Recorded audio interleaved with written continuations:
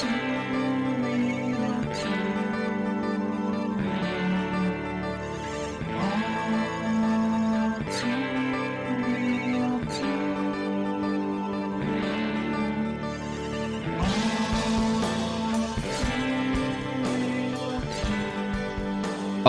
everybody, welcome to the latest episode of All Too Real 2. My name is Michael E. Cullen II, and with me, as always, is... Sesame, don't put pornography in actual movies in Carta.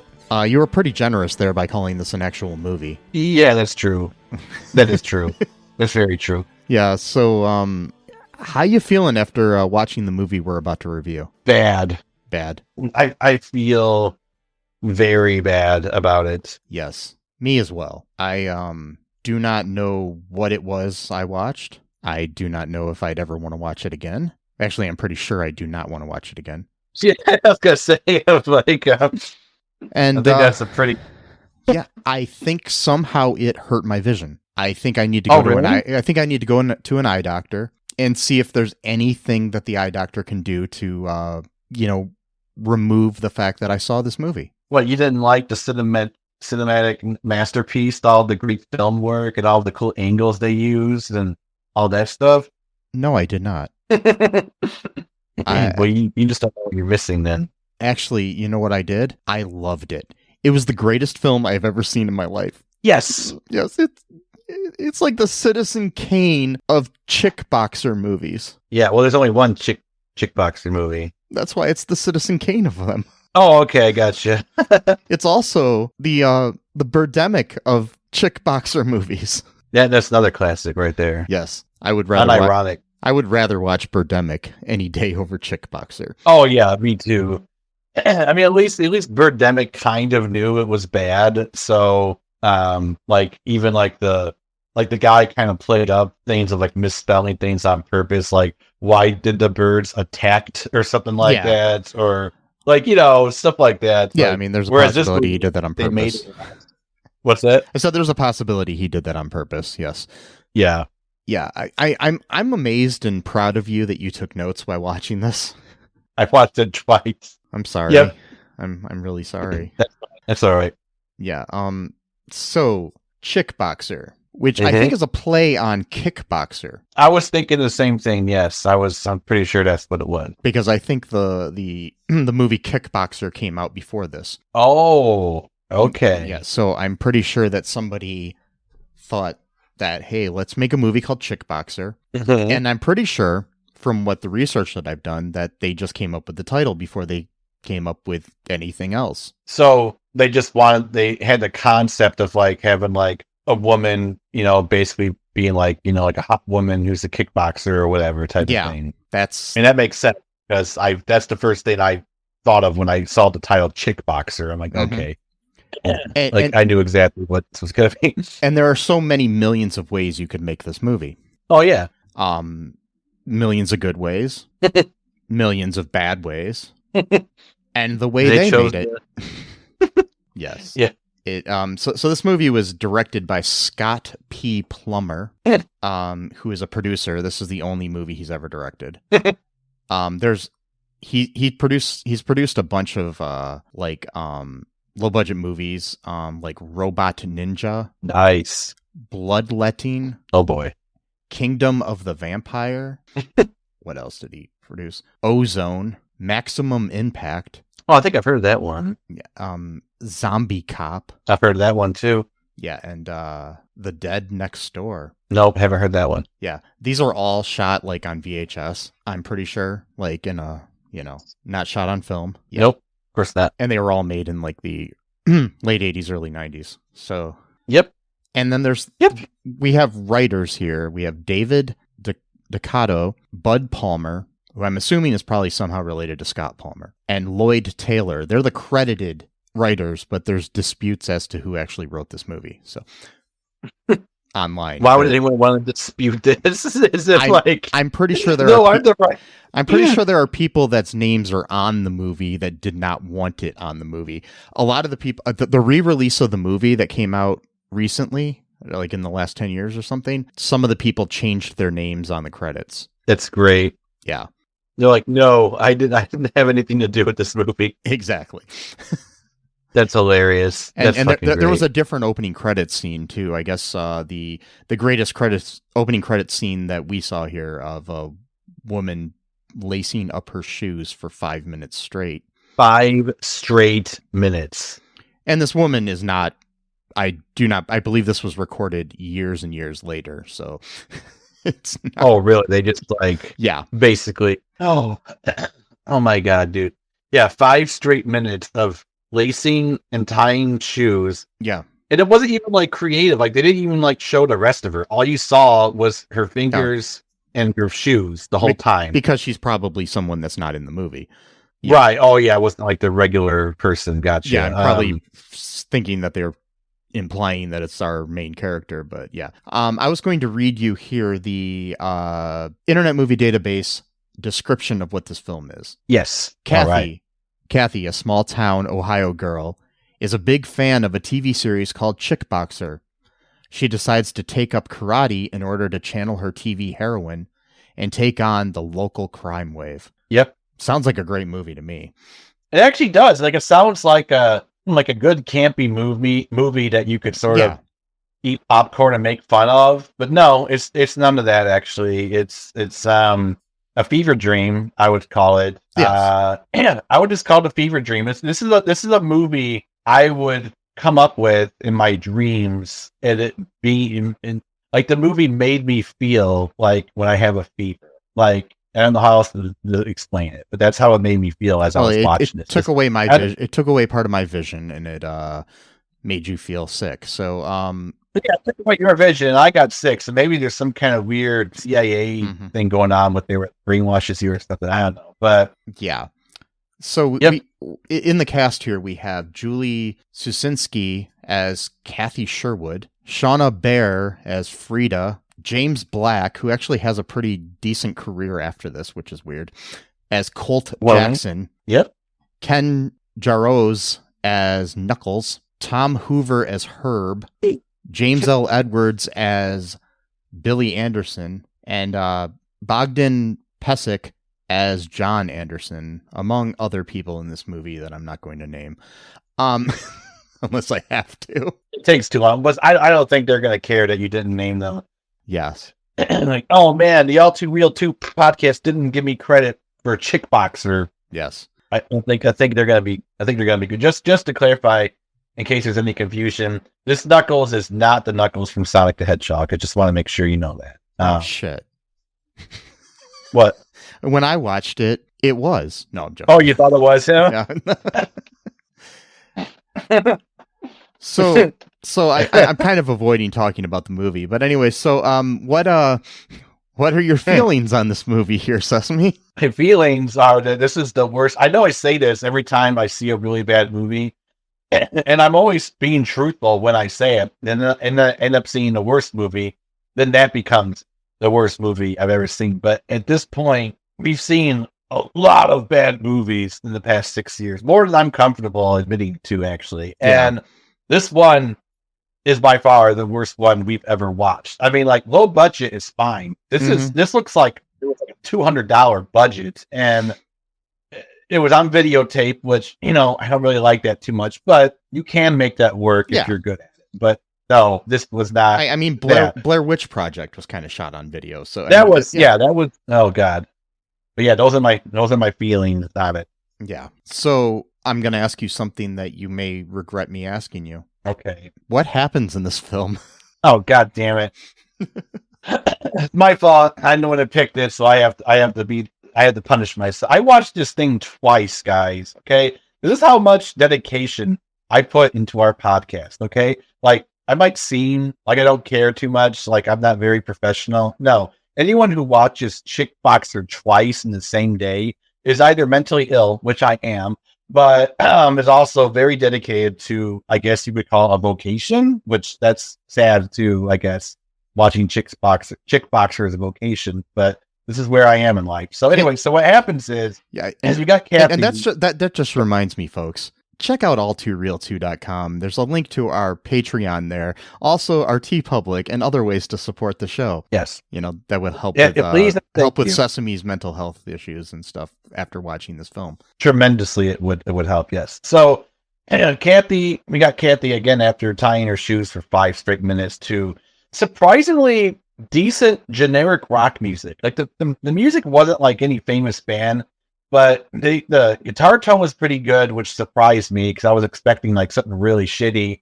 And the chords they use are pretty cool. So, I mean, it's still very generic music. Yeah, it's not something that you would really listen to on the radio. I mean, honestly, the music was the best part of this movie. Yeah. So I was kind of surprised about that. But no, we get Kathy.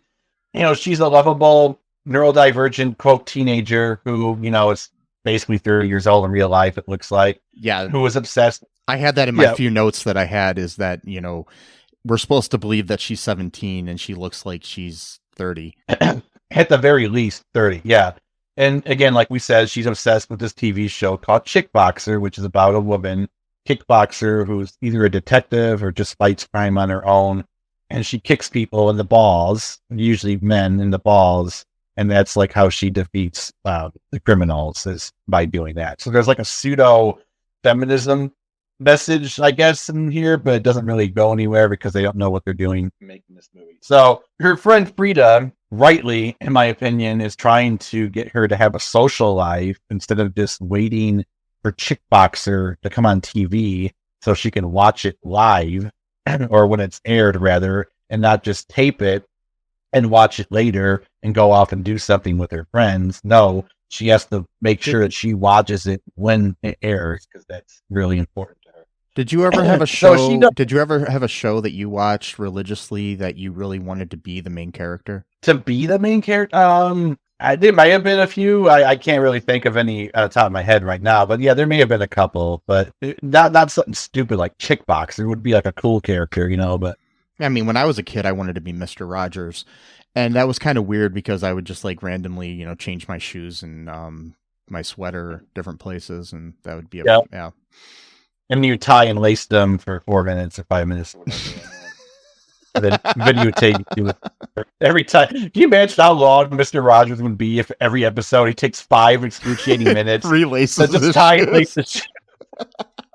Both times he's gonna untie the other shoe and put on a new pair and do it each time. If the makers of Chickboxer made Mr. Rogers. So we got 10 minutes of the episode of him just doing that. Yeah, that would be no. So then he goes off and knits a new sweater. Yeah, that takes another 4 hours. Yeah. So Freida, being a good friend, is actually trying to get her to go out and have an actual life. Tells her to go maybe ask out Billy Anderson, who's a crush that she has, to ask him out, but she thinks that he doesn't recognize her because there's some other girl, quote unquote girl, who looks to be about 37 years old in real life, is his quote and girlfriend. Billy actually looks like a teenager to me. Yeah, he's the only one that actually looks the age. So he looks really familiar too. I don't know if I'd seen him in another movie, but he looks very familiar. I don't think he's been in anything else. Maybe he has. Oh wait, he's been in a couple things. Actually, he's still acting. Okay. So maybe I have seen something. Yeah, the last thing he did was a movie called Side Effects May Vary. It pretty much looks like he's done a bunch of B movies. So yeah, that's cool. I mean, hey, that's cool. Yeah. And so Freida wants to watch her show afterwards, which is Geraldo. She says Geraldo with a G. I thought she said Geraldo. No, she says Geraldo with a G. Oh, okay. Yeah, I watched it twice, unfortunately. And she said Geraldo has a story about blah, blah, blah. I don't know, whatever. It doesn't matter. But yeah. And so there's a scene where there's a holdup at a video rental store. There's this nerd who's tripping over his own feet. He's trying to rent Milo and Otis for some reason. And the guy who's working there is like, "Are you sure you can handle this movie? You sure you can do it?" And he's like, "Yeah, it's a kid's movie, isn't it?" And then the karate thugs storm in and they rob the place. For some reason, the nerd tries to fight back, which is kind of cool because usually that character would power and fear, but no, he's gonna go make a stand, and of course he gets his ass kicked. And then one of the guys, Herb, is wearing his ski mask all weird. Yeah, Herb is he's got some severe cognitive issues, and unfortunately, he's verbally abused multiple occasions because of his mental issues. Unfortunately, but yeah, his name. I don't know. Does the other guy have a name or not? Does anyone ever take his name? That's Knuckles. Sorry, he does. Sorry, yeah, Knuckles. So Knuckles berates the nerd for renting Milo and Otis and says that's the reason why he beat him up, which that's kind of to have that strong of opinion on Milo and Otis in either direction. That's kind of weird. I mean, I liked it when I was a kid. I watched it all the time, but I wouldn't beat someone up over either liking it or not liking it. So, well, back when I was a kid and we used to have our Milo and Otis meetings, we would discuss the best ways to beat somebody up if they liked the film. Yes. It was a thing we used to do. We had a clubhouse in my backyard, and all we would do is just discuss Milo and Otis for 5 hours, and then our parents would make us come home at when the street lights came on. All right, cool. Yeah, so you basically had like a Milo and Otis fight club where one person would play the role of Otis and the other one would play the role of Milo, not Mido, really. And you beat each other up, but you can't talk about it because no one talks about Milo and Otis Fight Club. So, it's the secret. Only one of the guys. Only dogs are allowed to talk about it, and it's kind of they can talk about it, sure. Yeah. I'm not sure why, but that's and one of them in Knuckles. But you can also play Knuckles if you want to bring in Chickboxer characters into the Milo and Otis Fight Club. Then one of the people can play Herb, and the other person could play Knuckles. So I really hope kids are not watching Chickboxer. Yeah, it's a good point. Yeah, I would really. I mean, I hope nobody is watching Chickboxer, especially children, especially in 2024. Exactly. What the fuck? So Herb, he's another neurodivergent character, and unfortunately, he's verbally abused on multiple occasions for being so. Yeah. Knuckles always says, "Shut up, Herb," every time Herb says something that he doesn't like or says something annoying or takes something literally. Kind of very abusive. I mean, I guess it makes sense. I mean, they are karate dogs. My feeling is Herb, and being neurodivergent, is that he probably joined up not because he really wanted. It doesn't seem like Herb doesn't really seem like he's. I'm not sure if they're karate thugs or they're just the local gang. Oh, but Knuckles does like a karate kick, yeah, to beat up the nerd. So I'm guessing they might know a little bit of karate. Yeah, I don't know. Maybe just because Master Colt, as he likes to call himself, or be addressed. that we'll get into that in a little bit. But anyway, it doesn't matter because I don't want this to be a long episode. So Kathy forgets her locker combination at school. Again, they're like 38 years old and they're at high school, and wants to ask Billy out, but instead. He was going to ask her out, but then he kind of chickens out at the last second. I'm pretty sure I didn't know my high school locker combination when I was 30. Oh, I think I forgot a few times. I'm sure I did. Yeah, but I mean, I'm pretty sure that by the time I was 30, I was way out of high school. Oh, I see what you're saying. Yeah, I don't remember my locker combination 22 years later, but I know a 7 was one of the numbers, but that's it. Anyway. And so Billy chickens out. He doesn't ask her out. Instead, he has to borrow her homework instead. And then Rita, who's about 37 years old, she plays like her quote girlfriend, even though he's not really that interested in her, but she's like constantly hanging out his arm or whatever, and always acting slutty and stuff. She's got these weird pigtail type things, or not really pigtails. I don't know what you would call them, but like some stupid shit with her hair to like make her look like she's younger, like because she's like 40 and she's trying to play a 17-year-old. So they have to they have to do something. She's like skipping and crap like that too. It's really weird. And mind you, I have nothing against older people playing high school students, as in no, I don't either. I'm just saying, 47 years old. Yeah, and you can check out the movie Pi Day Die Day, where we have 30-year-olds or more people in their 30s playing high school students. So yeah, that was more believable though. And yeah. This is a little bit different. I mean, because you got Rita, she's, the actress is 59 years old is playing her.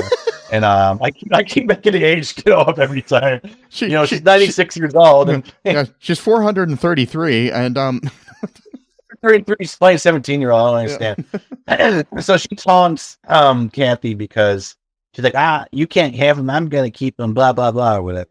And then, you know, Billy just kind of being nice. He doesn't really know how to break up with her. So he's kind of like stuck with her, like, oh shit, you know, kind of thing. So Kathy sees a flyer for karate classes when she's at school one day, and she decides to go sign up. She tells her mom, and her mom is probably some of the weirdest acting I've ever seen in the movie. I don't know if it's bad or it's, I don't get it. But like, so her mom doesn't like this. You know, she tells her that she's too delicate for karate, and because, quote, they karate people in there. What? Like, okay. Mm-hmm. I never heard karate being used as a verb before, but okay. Mm-hmm. And I karate people all the time myself. You do? You karate yourself? I karate people all the time. You know, anytime I see somebody, I'm like, I'm gonna karate you, and then they run away scared. Yep. They're like, what the fuck are you talking about? Oh, you're gonna karate me. Maybe that's why they're running away scared, because they just think I'm nuts. That could be it too. That's a good strategy too. Yep. Like, just make people think you're like totally crazy. Like, what? And then so she's like, some of the weirdest mannerisms and facial expressions I've ever seen an actor do. I don't know. The choices she made are baffling to me, to say the least. I don't know how else to describe Kathy, like, Kathy or the mom? No, Kathy's mom. Yeah. the way she looks and the things she says and how she says them in the scene, to me, again, they're just baffling. So she's like, you're going to be riding around with the opposite of the heaven's angels, because she can't say hell's angels, because apparently they don't curse in that house or some bullshit. I don't know. Yeah. And then she goes, we spent all of this money so that you could have braces, and then, you know, they're going to kick your teeth out. And then Kathy goes, I've never had braces ever in my entire life. And her mom goes, oh, well, whatever. Okay, wait, take a break here. What parent thinks their child had medical stuff done on them, but it didn't really happen? Like, is this mother like taking drugs on a regular basis, or what? Because that's kind of a weird thing to think, that your child had braces but did it. I mean, the other day, my mom was talking about the time I had breast reduction surgery, but that I'd never had, so it was kind of weird. I guess maybe it's common. I don't know. And so Kathy starts like pleading with her, like she's like not even 14, like she's like 9 years old. Like, but mom. I'm like, okay, you're 97 years old playing 17-year-old. Like, you shouldn't be, you know, you shouldn't be going like, but mom, you know, whatever. So she storms off in a huff. She's like, you're leaving your meatloaf behind. Meatloaf's your favorite. And she's like, fuck meatloaf. I mean, she didn't really say that, but like, and then like her mom does this stupid ass. God, I hate it so much. She like kind of like shrugs her shoulders and does like this stupid, over exaggerated facial expression. And then she just like, she like shrugs her shoulders, and then she like takes a bite of her dinner, like thinking that was like some cool thing to do. Fuck her. I hate that so much. What an asshole. Like, it's okay. She's probably dead by now anyway. She looked like she was already like 60, so it's fine. You know, I mean, like, it's fine to make fun of her. And so then we go into the karate thugs come back, and now they're at the mayor's office. The mayor's, quote, working late at night. I don't know what he's really doing. And then they're there to blackmail him. The mom was in a movie. The mom was in a movie that was made in 2020. Okay, so she might be still alive. I'm sorry. I shouldn't have been that. Yeah, but I should have been that harsh. She kind of just has sporadic like acting. Like, she stopped acting in like 95 and then started again in 2002 and then 2006 and then randomly 2020. Okay, well, yeah. Well, you know, whatever. I guess sometimes that happens, you know. And maybe. And the latest movie that she acted in was called Her Name Was Krista, directed by the actor who played Billy. Interesting. Okay. Yeah. All right. So apparently there's some camaraderie. And, well, you know, it's like when people have like shared trauma, they do kind of have like a bond. And I think being in this movie was a shared trauma type of situation. So, you know, They kind of kept contact after that, maybe do like different, you know, meetings for like, you know, AA or trauma or something like that. I don't know.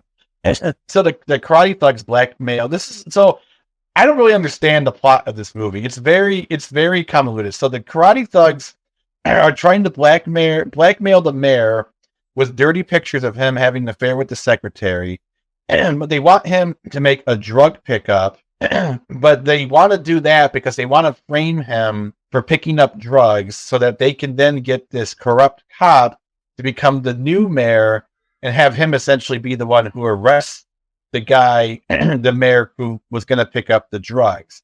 But then they also want to, I guess, frame this guy, the future mayor, because I don't even know. Do you know what the plan was here? No, I was completely confused, and I didn't know why the drugs were involved, and I was just really confused by the whole thing. I'm trying to figure out what they're. It's like when you're writing a screenplay, it's better to make things less complicated if you're trying to do something like this where it's, you know, understandable to the dumbest person in your audience. And I'm pretty sure that the smartest person in the audience couldn't figure this out, because that smartest person is me, of course. But I'm joking. No. And me is a full second. And then I could not figure out what the actual plan was, because I could only deduce that maybe they were trying to double cross the corrupt cop as the future mayor so that they could then blackmail him into basically like letting them have free reign of the entire town to do drugs, money. I don't know if they were then Ohio town. I don't know if they were trying to then put Colt Jackson, you know, Master Colt Jackson in as the new mayor or something. I don't know who their plan was for the succession here. So yeah, it's so common. It's like, I don't know. Yeah, because we got this guy. All right, so karate class, here it comes. And so the karate teacher, his quote, big claim to fame. This is a direct quote from the movie, by the way. His claim to fame is he was once a Green Beret cook in Vietnam. Okay, all right, and then which makes no sense because the actor was born in like 1965. He was a young soldier. I mean, he was, and he was born in Vietnam. He was born in Vietnam, like a female soldier. I mean, I don't think they had that back then in American, but like whatever. And then so he was pretty much trained to fight from day one. They give him like a little spoon to throw at Viet Cong or something like that. And that would be a better story than this movie. Oh, it would be. Because the Vietnam War ended in 1975, which means he would be 10 years old when the war ended. so from like the age of 2, they were already training them hard. Like, you gotta fight the Viet Cong. I don't know, whatever. So he's got this weird quasi-sexual fetish for his students calling him master. He looks weird whenever they call him master. Like he's getting off on it. I don't know. Kind of weird. He called himself Colt with a quote. I don't know. That's his nickname. Mm-hmm. By the way, he's the one black person in the movie, and he's the main villain, or it seems like he's the main villain. So we got that going on. That's a great thing where, it's, advancement in filmmaking, in civil rights and in film. You go from being slaves and help in movies like Gone with the Wind to being the main villain in a film. Bastard Colt and Chickboxer. So we don't really know if he's the main villain or if there's someone above him. I don't really understand, because they're doing like drug running and human trafficking, but they're also killing young women for some reason. I don't know what that was like. And was that just for pleasure? I don't know. I think that they killed some. I think what they're trying to do is like pimp out women or something, like get them hooked on drugs and pimp them out, is what I was gathering from what ended up happening to one of the female karate students. So that was Julia, yes. Yeah. But then they got the waitress high, and then they killed her. So I'm not sure why. Or maybe she died from too much coke, maybe, or something. I don't know. Or maybe she just wasn't listening, so they killed her. Yeah, maybe. I don't know. So whatever. Who cares? So the karate practice goes on. This scene goes on for such a long time as well. It's like 3 minutes of kicking. That's the whole thing. It's just doing the kick move in unison for 3 straight minutes, with the generic rock being played in the background again. Uh-huh. So we got 8 minutes of a 1 hour movie. I forgot to mention that this movie is only an hour and 1 minute long. Yes. So 8 minutes so far have been dedicated to lacy and tying shoes and doing the kick move. Okay, so we got that going on. That one extra minute after that hour was very necessary for this film. That's right. There's another minute, so 9 minutes are already completely useless. I mean, the whole movie's useless. Yeah, I know that. So after karate practice, Colt acts all creepy towards Julia because I guess she's like one of the more prettier students. And so he's like, yeah, you showed a lot of potential or whatever type of thing. And then they go walk off, and then Kathy's kind of like, oh, that's kind of interesting, whatever. And then so by the way, so in between scenes, we got Kathy basically telling what's going on in the movie. So there's that. From what I heard on another review of this movie, that they had to add those things. Like they shot it in the director's like living room or something. Oh my God. Later after the movie was filmed, because they couldn't cut together the movie to make any sense without her. So they basically had to have her tell. Yeah, instead of showing, because a film you should show and not tell. But it's just horrible. And okay, like I'm just gonna say this now because I was trying to figure out a way to work it in. But so Kathy comes off to me like a character played by Vanessa Baer during Weekend Update on SNL. Like she just had this whole Vanessa Baer sort of like, but like that's great. Like, but not like, Vanessa Baer as herself, but like as some character she would have created for SNL. Right. Yeah. So that's great. I don't even think her acting was that terrible in this movie. No, but it was just that over the top Vanessa Baer sort of like, early, like, like early 2010s, sort of thing. Yeah. Yeah. Not that makes sense. Bad because I like Vanessa Baer, but still. It's very over exaggerated. I mean, she's trying to play a 17-year-old who's obsessed with a TV show. So she's like kind of got that like excited mentality. Yeah, it's kind of like that. If we're going to Vanessa Baer, like she played that young Jewish boy who was like being bar mitzvahed or something on SNL from time to time, and it kind of reminds me of that. Oh, okay. Yeah. Wow. Yeah. So I don't know. This movie's just like really insane. So when she's talking to the camera, she's talking about Julia, and she's like, "It can't be a coincidence that Colt was talking to Julia, and then she became missing." I'm like, well, that's weird. I mean, like, yeah, she happens to be right, but it's kind of a weird thing to assume. It's a weird jump. Just because, like what's that? So it's a weird jump, just to that, like, oh, this guy was talking to her, so he must be involved in her, disappearance, because there's no one else in the whole town that possibly could have interacted with this woman, So it's like it's just a weird, a weird conclusion, but she happens to be correct, so whatever. But she's talking about Julia, and then she says this line.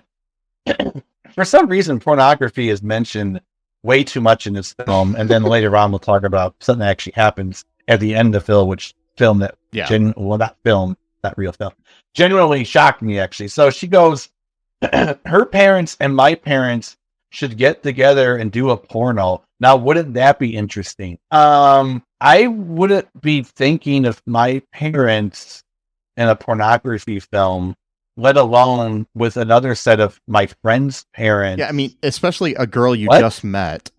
Like, so she's got some issue. Yeah, whenever you first meet somebody, isn't the first thing you ever think of just, your parents having sex with their parents, Yes, so I don't know. That's never crossed my mind in my entire life.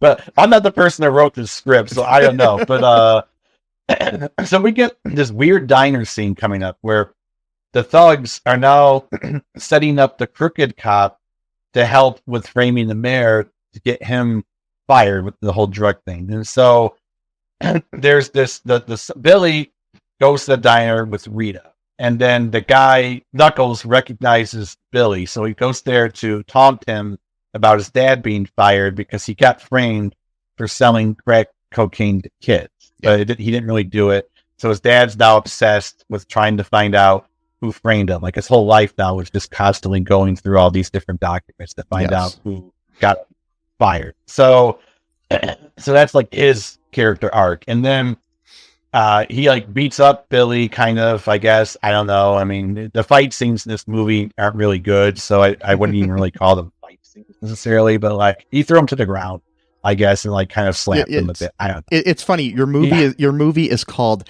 Chickboxer. Right. You think your fight scenes would be good. No. These fight scenes are just horrible. And so the waitress there, the one that gets killed later on, she's just like she's washing a table for like 5 straight minutes. It looks like. I'm like, okay, I think the table's clean. You can go. You can move on, to the next table to clean or whatever. So they're like, waitress, come here. I want to order blah blah blah. Knuckles is just like like a terrible person. So then there's some weird shit happens here. So again, Herb takes everything literally and stuff, and so he just quoting what Knuckles said. He goes, "Didn't you say that all women want a hard time?" And then he's like, "Shut up, Herb." And then he goes, "What's the word of the day?" And she goes, "Do you mean the soup of the day?" He goes, "No, I mean the word of the day." And she's like, I have no idea what you're talking about. You sound like a fucking crazy person. And she didn't say that, but that's what she was thinking. And then he's like, "No, the word of the day is legs. I want to spread the word." And then, she's like, "You scumbag," or whatever. And then he's like, "Herb, show the waitress your persuasion tool." And Herb starts to unbutton his pants to show his penis. And then like Knuckles is like, "No, Herb, no, I don't mean that." Like, I'm like, oh my God. And then, so who knows? I don't know. Who cares? I'm blanking. This movie, I mean, like I said, the writing of it is like disputed as to who actually wrote it all. It was written by committee or whatever, but it seems like it was written by an AI program that was made by a 5th grader. That sounds about right. Mm-hmm. Do you have dreams that you want to achieve, but are scared to do so due to self-doubt, fear, and other people's criticism?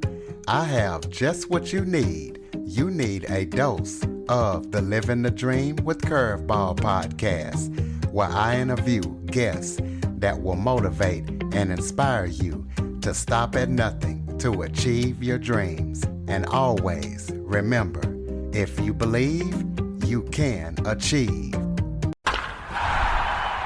Living the Dream with Curveball podcast is available on your favorite podcast app. Hey, everybody. Why don't you give the old Black Lincoln Collective podcast a listen? We're funny, we're fat, and we're here 24/7 at blcpodcast.com. Anytime you want to listen, anywhere, all your favorite podcast apps. Of course, we have a YouTube channel where you can stream live with the show. Check out our shorts. We're funnier the less you hear of us. That's been a Black Lincoln Collective podcast at blcpodcast.com. I had to take notes, by the way, because this movie was so convoluted that I wouldn't even be able to follow point A to point B. So that's why I'm just going over my notes, because otherwise I would not be able to even talk about this. So Kathy is doing karate practice with Freida in her bedroom. They're just doing a stupid kick move again. With Freida, being like, what's that? I said with Freida, yeah.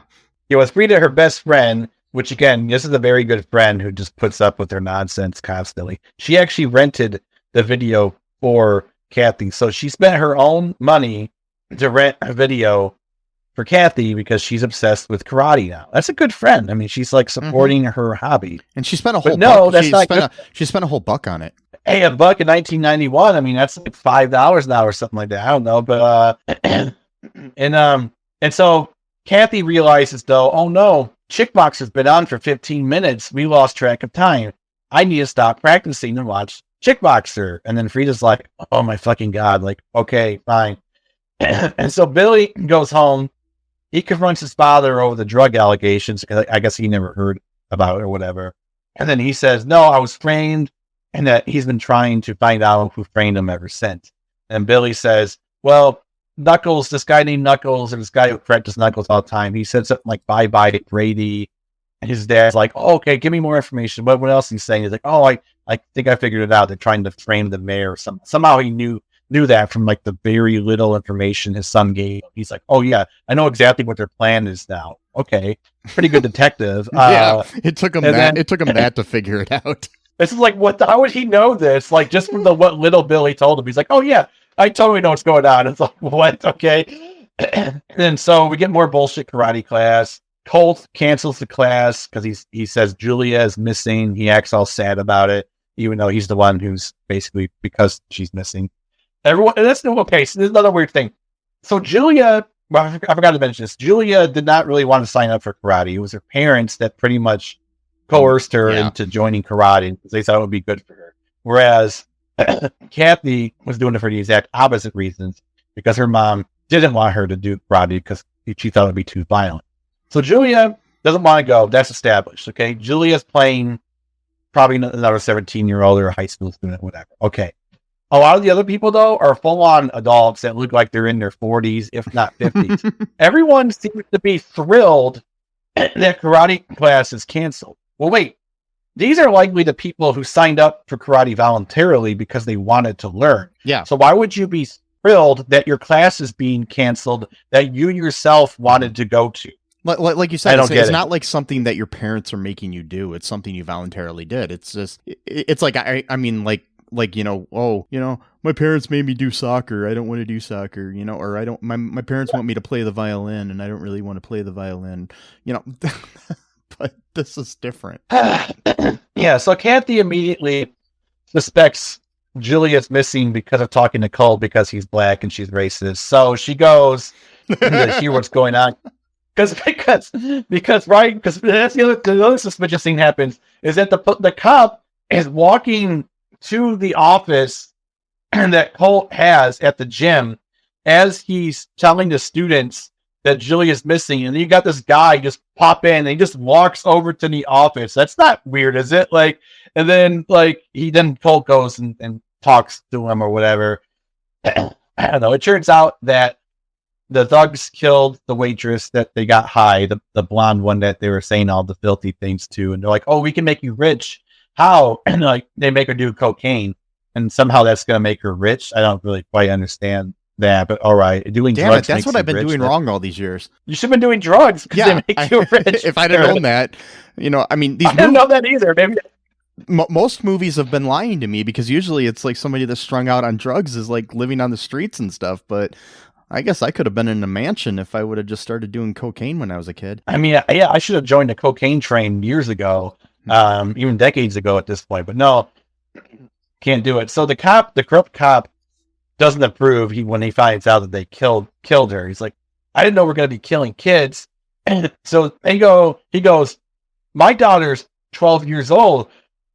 Would you approve of killing her or whatever?" And then Knuckles literally says, as the saying goes, old enough to pee, and then he gets, the Colt or Master Colt or whatever stops. Okay, so that phrase basically is pedophile shit, is what that means, because it's basically saying old enough to pee. Because that's all. But my thing is he associating rape with murder automatically? So maybe they did both. Maybe they raped the waitress first and then killed her, which that's even worse. But they didn't spell that out. They didn't tell us. I mean, some things they overtell us, and then this they just kind of like too much of it's left like oblivious. Yeah. Then they undertell it. Yeah. So I don't mean to be disgusting, but so there's a phrase that people used to say. Even when I was a teenager, I would hear other adults or maybe older kids say it, like in high school. If it's old enough to bleed, it's old enough for me. Basically saying once the girl gets on the street, it's fine. It's still gross, disgusting, but that was the other disgusting one. I used to like chastise like clearly adults in their 30s that I was working with when I was in my early 20s that used to say, if there's grass on the field, play ball. Uh-huh. Yeah. It's gross. It's gross out shit. It's really predatory and nasty. And so some people, usually wanting to be edgy, probably would go, "Oh, if it's old enough to pee, it's old enough for me." And it's gross. It's terrible. And so basically, so now we know Knuckles is a pedophile. That's established now in the canon lore of Chickboxer. Knuckles is a violent pedophile who knows karate somewhat. He verbally abuses his friend who's neurodivergent named Herb. So you need to remember this when you're writing your Chickboxer fan fiction. Make sure that you remember this. Oh God, sound of pepper.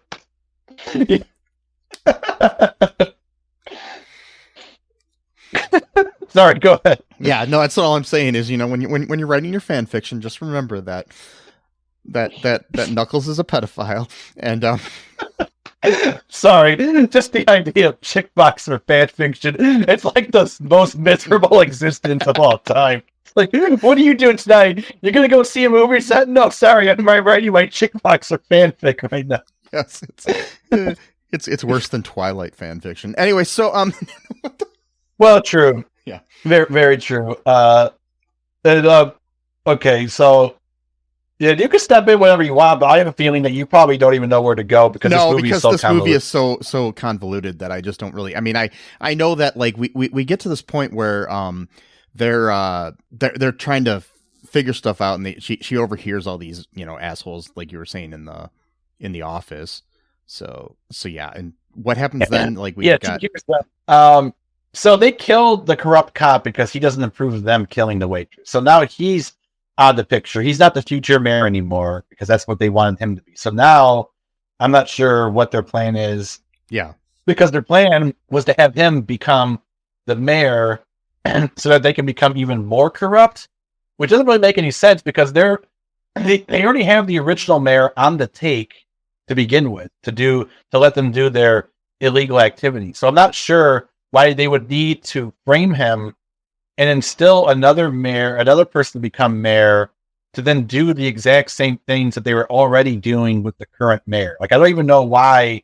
What would even be the point of doing extra work? I don't get it. I mean, I just don't understand the plot here. But speaking of fan fiction, like I just said, I think I figured out the best fan fiction. So you've got Chickboxer meets Gone to Maui. You combine these two. Be the best fan fiction ever. I'm gonna write that Chickboxer. That would make sense though because Gone to Maui actually has a better plot.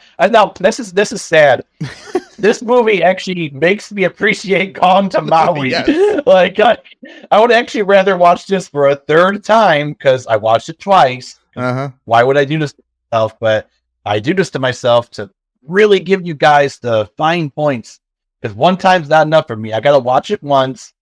And then I watched it a second time and take notes while I'm watching it. Gone to Maui took me 2.5 hours of notes. I spent 2.5 hours on a Saturday night when I could have been doing anything else. I could have been doing my music. I could have been reading. No, I love you guys so much that I spent 2.5 hours taking notes of Gone to Maui. I spent 1 hour and 15 minutes last night writing Chickboxer notes. So some little gratitude I would, I appreciate very much, but and I appreciate your feedback very much. But so yes, I took 1 hour and 15 minutes to fucking do Chickboxer. And by the way, if anybody wants to watch Chickboxer, I should have mentioned this at the beginning of the episode. It's on Tubi. Oh yeah, it's free to watch on Tubi. Yeah, so. Tubi has a lot of fucked up movies. Well, basically, a lot of movies, a lot of low budget movies can get on Tubi. There's a lot of good ones. There's some gems in there, and then there's also like basically anything is on Tubi. So not that that's bad. I mean, but there are some good movies on there, like A Summer to Remember, directed by my friend Jeff Fry and produced by my friends Clint and Lindsay LaForest. Check that out. That's a movie worth watching. That's a movie worth watching. Yes. That's a good plug. I like that. Yeah. No, it's good. Not directed. It was written by Jeff Fry, directed by my friend. Right. Yeah, Larry Williams. So yeah, check that out. You know what would have made this movie 10 times, actually 100 times better? What's that? Is if Lindsay played Chickboxer, instead of person, and actually made it cool. But and again, she would have been like 12 when this movie came out. I don't know. Yeah. Well, if Lindsay would have written this movie, it would have been a lot better too. So yeah, totally. So they killed the cop. Kathy hears it, the gunshot. She runs outside. Billy's just by the door because he was going to go drive her home from karate class because he's a nice guy because they're going to go out on their first date. So then she's like, no, I got to tell you what happened. So then she goes, takes her to her house and then tells her what's going on and tells him her bedroom. Yeah. Tells him. Yeah. Yeah. Billy's not trans. He's cisgendered. And so she tells Billy and then Kathy's mom thinks Freida's there. And then like Billy kind of like makes him sound like a feminine voice, like, he's Freida. And she's like, don't don't make sure you don't catch Freida's cold. And then like she's like laughing, like, okay, Mom. That part was actually kind of funny. I like that part. That was like the one good part of this movie. When Billy is trying to mimic Freida's voice, which so back to I gotta focus. So Kathy gets this brilliant idea. Okay, also too, I don't really know how this. So Kathy claims that she is Greta something's greatest fan. Greta is the person who plays Chickboxer in the TV show. Yeah, and for some reason, go ahead. Chickboxer is played by it's a Greta Chickboxer Holtz is the character in the movie's name, but it's played by Scream Queen and former Penthouse model. Wow, Michelle Bauer, who she's in 170 different movies. Holy shit! Yeah. The latest of which came out. The latest of which is called Monster Mash. It came out this year, starring Michael Madsen. Okay, who's sadly passed away. But yeah, so. She was very, very hot and very attractive woman in this movie. And that's what she was known for, is like doing nude scenes and stuff. So yeah, right. And so Kathy somehow has her phone number. Don't know how. They never explained it, but. She has her personal phone number. When you were a kid, didn't you have the television phone? The phone number of every television star you liked? No, unfortunately, I don't know. So I don't know. So we're talking 1991, Ohio, before internet, pre-internet. I mean, maybe a few people had the internet, but they were usually nerds or people who were in the tech. People did not have internet. Kathy didn't have internet. Yeah. So how? Yeah, Kathy definitely did not have internet. So how in the world that she somehow managed to get the phone number of that's not now Kathy, her character is getting a little bit more concerning now. Like we're not in like lovable, haha, like no, we're in like stalker territory now. We're just got her phone number. Like she's obsessed. This is like this movie could take a turn for the worse, like real fast. If you just rewrote it, that would actually be a better plot. Yeah. Is if she's like a stalker and tries to kill Chickboxer and they become her. Like, that would be a better movie. Like, I'm Chickboxer now. Yeah. That's what I'm saying. That would be a better movie, but no, they didn't go that route. So, Kathy calls the actress who plays Chickboxer. By the way, this scene is so much better than all the other scenes in the movie. Like, the lighting's better, everything. It looks like it was, like, recorded on, like, a better equipment. Yeah, all of the scenes with Michelle Bauer were filmed prior to the rest of the movie even being written. Mm-hmm. So they wrote the movie around these scenes, these couple of scenes that they had. They probably had Michelle for a day and just shot these scenes out in Hollywood. And so So that scene's interesting. So Kathy calls her, her assistant, keeps saying, hey, you got a phone call. She's like, no, I don't want to talk to her. And then the guy's like, this guy's kind of like Herb a little bit, where he just sort of takes things literally, and he's like, Greta doesn't want to talk to you, and she's like, God damn it, like that's not what I. So then she picks up the phone, like really, like I want my fans to think I don't like them, you fucking idiot, and then so she gets really mean though after a while. So Kathy somehow in her mind thinks that an actress on a TV show is like an actual detective and can actually help her solve real crimes that are currently happening in her town in Ohio. Yeah. When this actress lives in Hollywood. Like, what? Like, she's a TV show actress. Kathy recognized, so Kathy's not in like a fictional fantasy land where she thinks that Chickboxer is real. Like, she acknowledges that it's a TV show, but right now I'm not so sure, because now she's acting like she could actually help her solve the crime. So she like vacillates between whenever I had reality. Whenever I had problems in my life as a kid, I would call up Tom Selleck and expect him to do like Magnum PI shit and fix everything. No. Yep. Yeah. I mean, that's a much better show than this thing. Yeah. But oh god. So Greta gets really, really mean because Kathy just will not fucking let it go. And she literally tells her to buy a gun and kill herself. I'm like, whoa. Yeah. I mean, that's the trigger warning. That's the same thing that Tom Selleck told me when I needed to. I'm joking. Yeah, no, he would never say that. Tom Selleck. That's a good line. Tom Selleck is probably one of the greatest and nicest people on the planet. So I know. Never say that. Can you imagine Tom Selleck just calling? I mean, he did represent the NRA for a while, though, so there is a gun connection. But I don't think he would tell me to kill myself. Yeah. Yeah, I don't think he would go that far. No.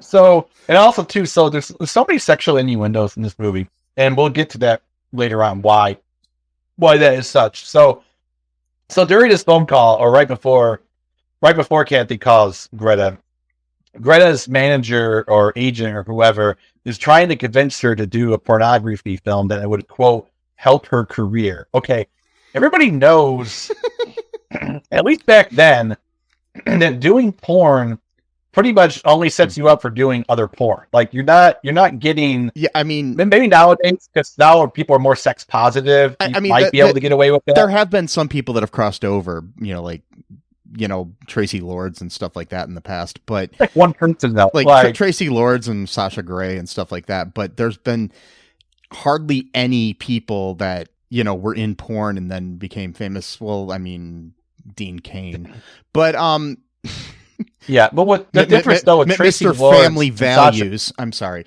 but anyway, so yeah, Family Values, exactly. Yeah, but fucking Kane, literally this time was speaking, but there. I mean, but it's very rare that somebody who's already an established TV star decides, hey, you know what I should do now? Porn. Because that's the next rung on the ladder of success here. I go from doing television to porn. No. Yeah, it is a weird version. That's like the opposite. Yeah, you're going in the opposite direction of what you would want to. But the difference, I think, was Tracy Lords and Sasha Grey is that they always had a plan that this wasn't going to be like a forever thing. Like this was like to make some money. Then from there, so Sasha Grey. Like, I've seen some interviews with her where she literally was like, yeah, like, I only plan on doing this for a few years, make some money, and get out. That was the whole plan. Like, she saved up, like, $8,000 to move to California from wherever she was from. Yeah, and so it's like she already had, like, a whole plan set out from, like, the beginning. Yeah, like, but that's not the typical, pipeline that people take from porn to movie star. So, and not that she's even a movie star. She's only been in a few things that were of note after that. So yeah.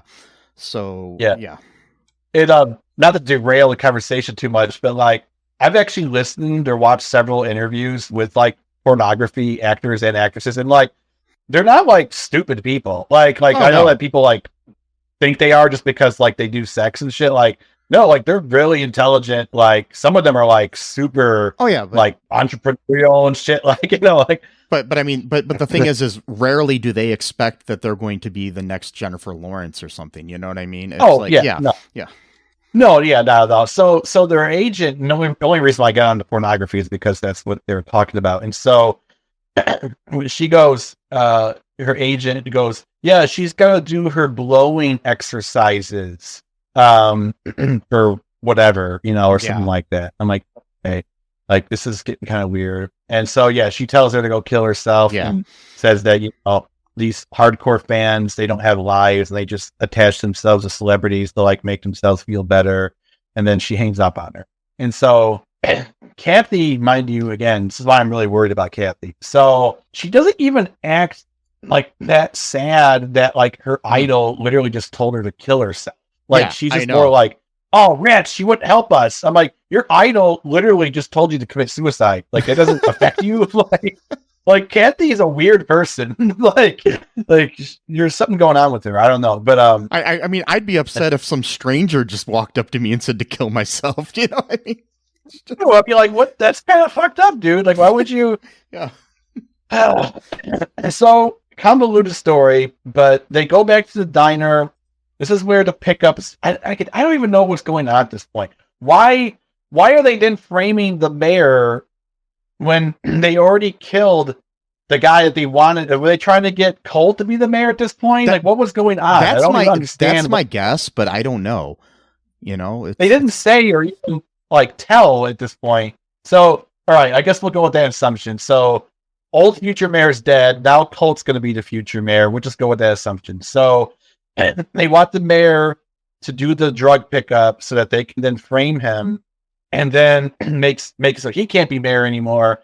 And then Colt, that does kind of make sense. So Colt's the one who's basically doing the drug running and the human trafficking business. So then if he becomes mayor, he doesn't even need to like have a corrupt cop do his bidding because he is the one in charge of both things. Okay, so that does make a little bit of sense, I guess, but not really, because the karate thugs seem like they have their own plan to double cross Colt, but they don't really explain what that plan would even be. Like, what are we even talking about here? Like, I have no idea. And then I honestly don't think the writers know either. I think I'm maybe thinking too hardly about what the movie is supposed to be about. Yeah. So they're at the diner.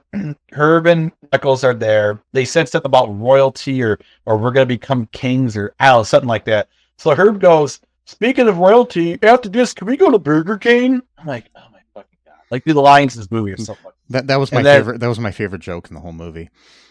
I know, but it's so fucking dumb. I know it is. That's what I'm saying. But it was that bad. It's that bad that was the best line. And so they do the pickup, I guess, and then Knuckles goes, as always, thank you for shopping at Kmart. What? That doesn't make any sense. They're not at Kmart. They're not like, why even make that? It doesn't make any sense. Like, that's not even a thing, but whatever. And then, because Kmart was popular. That's how I end every conversation. You say, as always, thank you for shopping at Kmart. Yes. That was what the I know why, because that's what the pharmacy would say. Because I have like these old Kmart tapes where like the music that they would play, it wouldn't like, be the pharmacy, it would be the whole store would say stuff like that. Yeah. Okay. Yeah. No, that's right. It was the whole, never mind. Because that's what they would do. Because I have a song actually where I play part of the guy speaking. I got some weird music in the background, and the song's called Kmart Ketamine Dealer. And then he goes, as always, thank you for shopping at Kmart. Okay, so I got you right there. And then Anderson, Billy's dad, he ends up taking the drugs or the money from the mayor, and then runs off with it, so the mayor doesn't then go with the deal. And then they go back to the gym, I guess, where the karate classes were going on, and they get into this weird fight scene where Colt beats up Kathy, but like really dumb, like it's stupid. And then Kathy, like, for some reason, flashes back to her first karate class that happened 3 days ago, and like is somehow able to like muster the strength to beat up Cole, who's probably been doing karate for like 15 years at this point. Yeah. It's just like and there's like a strong, well-built man, and it's like yeah, I know. And she's like a teenager who's like got no muscles, nothing. And she's a teenager who's 453 years old. But a 450 teenager beating up like a 30-year-old dude who used to be a Vietnam cook or Green Berets cooking. But Vietnam, that's okay. The actors are both probably the same age. Yeah, they probably were. So she beats up Colt, but then she beats him up too hard and he knocks him unconscious, and she keeps asking him where Julia is, because now suddenly Julia becomes the main McGovern of the movie, but she wasn't talked about at all since they first said she was missing. Yeah. And now suddenly she's the person they need to find to save, to see if she's not dead yet or whatever. So I mean, the character seems like she's literally an afterthought, like in the whole plot even. She's not mentioned for the whole, I mean, again, this movie was an hour and 1 minute long. This movie honestly felt like it was 3 hours long to me. Like, I would literally check the time every 30 seconds to see if more time had passed, like a minute or two. No, it was like 30 seconds. And this went on for the entire time. Yeah. Interestingly, the fight scenes seemed to feel longer than the scenes where she was just sitting down on the couch telling what was going on. Yeah. So that's how bad those scenes were. That her just doing an exposition was more entertaining and intriguing than Colt doing some weird fake karate shit. Her somehow becoming the Karate Kid within 2 seconds and then beating him unconscious. But they find Julia in like a closet or some shit. I don't remember. Yeah. She's alive. It's great. And then they literally walk off into the sunset. And then the movie's over. Or is it, Mike? Can you tell me the ending, please? Because I don't want to talk about the ending. It's too disturbing for me. So there's a scene where we go back to Greta Chickboxer Holtz in a completely non sequitur scene where she's in a bed and some like blonde haired, stud is in the bed with her. And it's like they woke up and it's like, do you remember last night? And blah, blah, blah. And then there's a literal porn scene in the fucking movie. Full penetration. Yeah.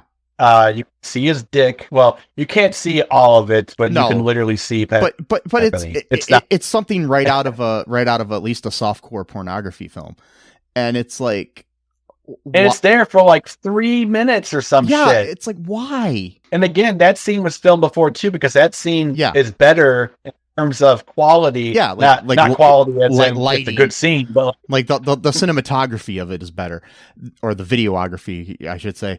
But it's really weird because it doesn't connect to the movie in any way. It's like they just put it there as well. Kathy does say something like, I wonder what Chickboxer does after like a hard day or something like that. Yeah, but that's still not really. But without that line, it doesn't connect in any way, and it just doesn't make any sense. And it's just there for the fact that you want to see Michelle Bauer naked or something. It doesn't make any sense. Why not just make a pornography film with her? That's what I'm saying. Like, I don't get, like, I'm not, like I've said, I'm not against nudity in movies if it makes sense and is needed for some reason. But if you're going to have just a sex scene where people are naked for no reason, why don't you just make a porn? You'll probably make more money than this made. So, yeah. So I'm guessing, though, that was also to say that she did finally take up her agent's advice and did the porn movie. But still, it's so out of context and weird. and like, is this supposed to be a scene out of the porn movie? Or see, that's what I was thinking. I was thinking that this was supposed to be her.